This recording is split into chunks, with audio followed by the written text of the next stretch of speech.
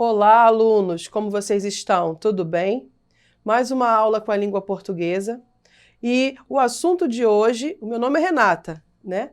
E o assunto de hoje que nós vamos tratar é Realismo no Brasil, parte 1.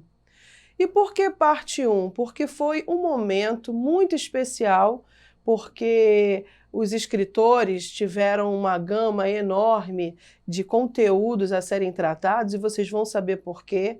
Então foi necessário que a gente separasse um pouco essas temáticas para abordar com vocês. Então, vamos então à primeira parte. Como que se deu a origem dessa escola literária chamada realismo?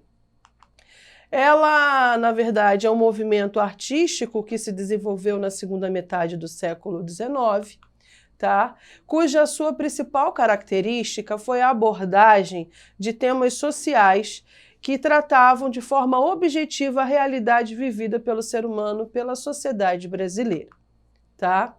E qual era o enfoque mais forte desse estilo literário?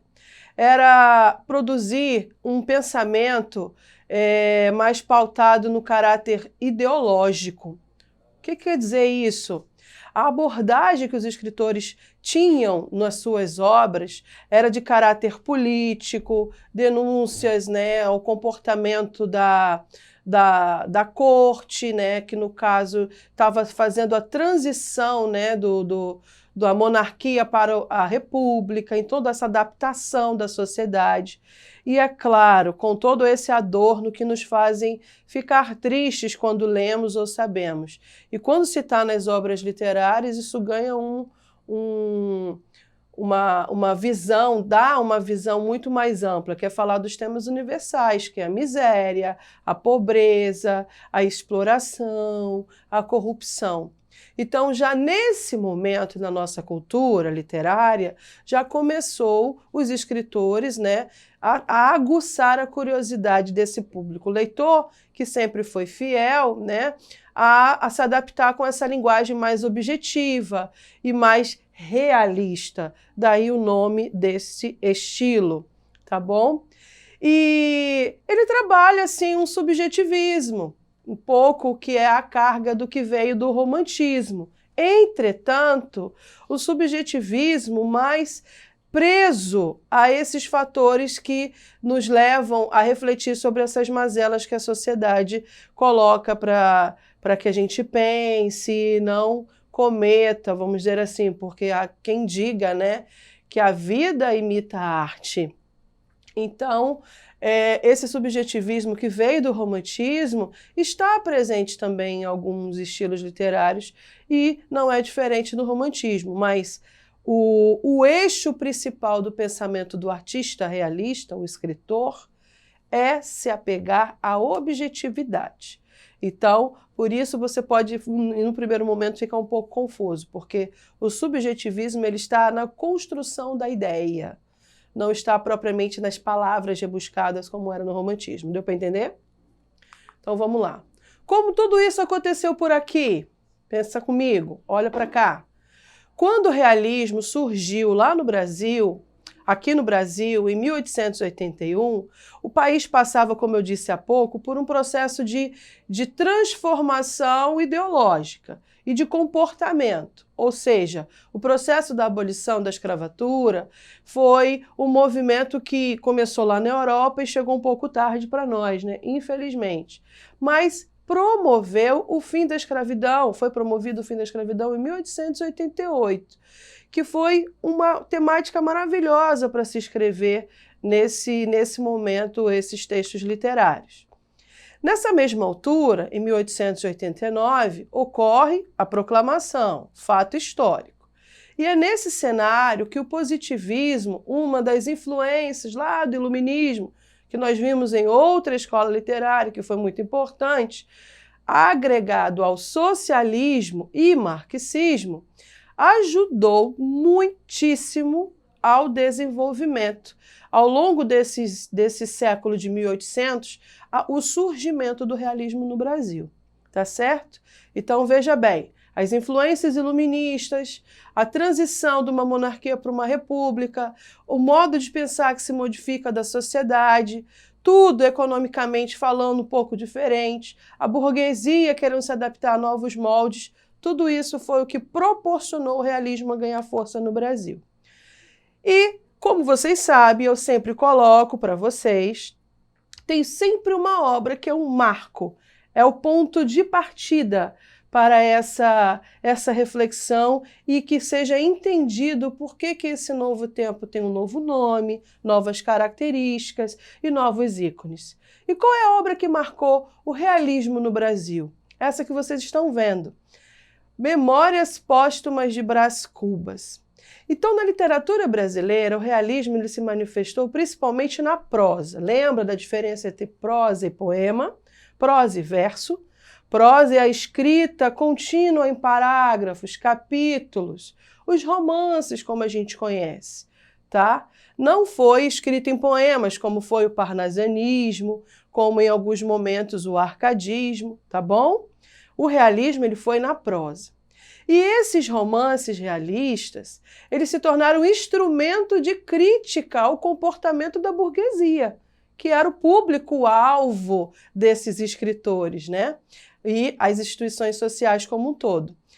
E muitos desses escritores que começaram lá na Era Romântica, começaram a se adaptar à literatura realista. E aí começou a ganhar, como se diz hoje, ibope, né? Então, os especialistas em literatura dizem que o marco inicial, como eu disse e repito para vocês, sempre tem uma obra especial. E é a que eu cito para vocês e a que está catalogada na nossa história de cultura brasileira, é essa do grande autor Joaquim Maria Machado de Assis, que é Memórias Póstumas de Brás Cubas. E, professora, por que essa obra ela tem tanta relevância e é considerada esse marco? Porque esse escritor fluminense ele não foi qualquer um. Fluminense porque ele é nascido no Rio de Janeiro, no centro do Rio de Janeiro, tá bom? Da capital carioca. Então, faz duras críticas à sociedade da época, então todos os olhares se voltam para esse livro, para essa obra, para essa maneira, esse foco narrativo diferente que ele coloca para a gente. Aqui eu trago para vocês que a literatura ela também foi tão envolvente a ponto de influenciar artistas plásticos, né, para a demonstração do entendimento das características principais desse estilo literário. Então ela se tornou uma tendência muito forte, a ponto de ser colocada para que os críticos entendessem, o público também que começou a apreciar, que era como se fotografasse o real. As pinturas, elas tinham essa característica principal, era como se fosse uma fotografia da realidade, da vida cotidiana principalmente, e de forma nua e crua, como vocês podem ver nesse quadro desse pintor chamado Gustave Courbet, tá bom? E se chama Moças Peneirando Trigo, um dos quadros muito conhecidos desse momento. Quais são as características então, professora? Vamos aqui comigo, preste atenção. Inversão dos ideais românticos, nada de idealização, agora é tudo, racionalizar, pensar e criticar.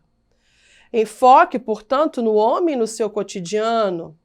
A crítica agora era social, tá? Do comportamento da sociedade. A linguagem tinha que ser clara, objetiva e simples, para que o público pudesse entender e também ser também mais um braço, né, nessa crítica, e mais uma pessoa a contribuir com essa crítica e a mudança da sociedade. As personagens, os ambientes descritos era de forma detalhada, então o detalhamento das cenas, dos capítulos, isso era muito importante dentro das obras. Então, o realismo no Brasil dá enfoque a quem? Ao homem, ao seu cotidiano e à crítica social. Assim, por meio de uma linguagem simples e objetiva, as obras são ricas de descrição de detalhes. características que visam aproximar o leitor o mais próximo possível da realidade, tá bom?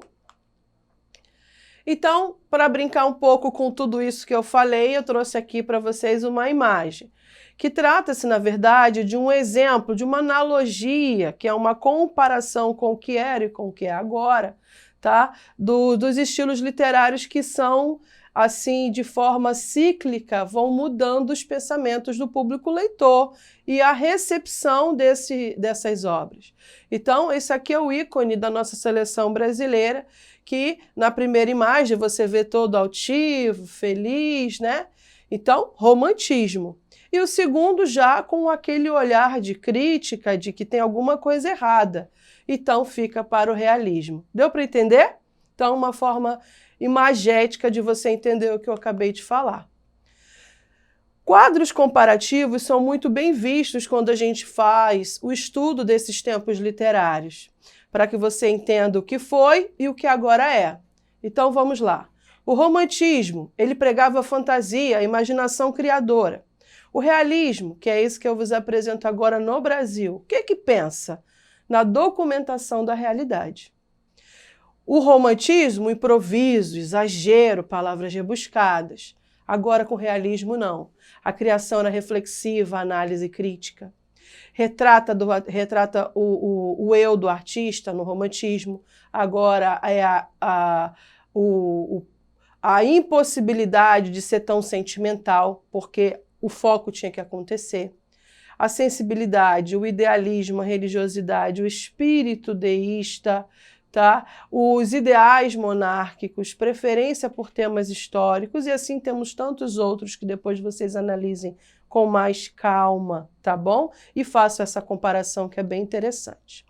Então vamos para a prática. Vamos entender por que essas obras elas foram tão marcantes nesse momento. Por que essa obra Memória Póstuma de Brás Cubas ela causou esse alvoroço no mundo literário a ponto de ser denominado o marco do realismo no Brasil? O que ela trouxe de diferente? Que título mais irreverente, vocês não acham? Memórias Póstumas. E para quem não se lembra, póstumas quer dizer pós-morte. Então, peraí, um narrador que fala depois de morto? Como é que é isso? Quem era Machado de Assis? Então acompanhe comigo nesse clipe agora que vocês vão saber as respostas dessas perguntas.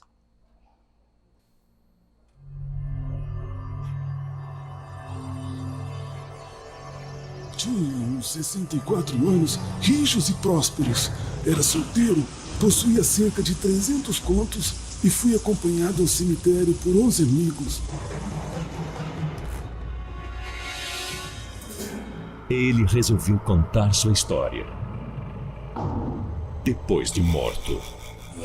Que me conste, ainda ninguém relatou o seu próprio delírio. Um diálogo entre a sandice e a razão. Entre a vida e a morte. Houve uma senhora que assistiu meu último delírio. Tinha o aspecto das naturezas cálidas. Resumia todo o amor. O amor em seus momentos finais. Virgília, tinha a boca fresca como madrugada e insaciável como a morte. Evito contar o processo extraordinário que empreguei na composição destas memórias, trabalhadas cá no outro mundo. O bruxo que se tornou um imortal da Academia Brasileira de Letras.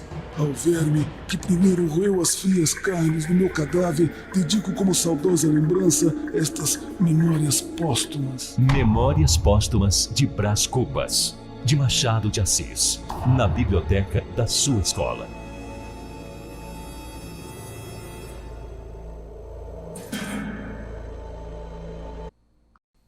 Então, como vocês puderam ver, essa obra ela é muito interessante e eu recomendo a leitura para que vocês tirem as dúvidas e respondam aquelas perguntas que eu fiz, tá? Então vamos ao nosso exercício. Sobre o realismo, qual é a alternativa que responde melhor essas características? É um romance visto como distração? Os escritores realistas procuram ser pessoais e objetivos? O romance sertanejo regionalista se originou no realismo? o realismo constitui uma oposição ao idealismo romântico? Ou o realismo vê o homem somente como produto biológico? Então, temos a alternativa aqui, a letra D. O realismo constitui uma oposição ao idealismo romântico. Temos outras atividades que eu proponho que vocês vão para a plataforma e vejam direitinho o que eu proponho para vocês, tá? E são atividades de aprofundamento que eu sugiro que vocês façam e retomem as aulas e todas as explicações. Então, Plataforma Eduque, acessem e até a próxima aula.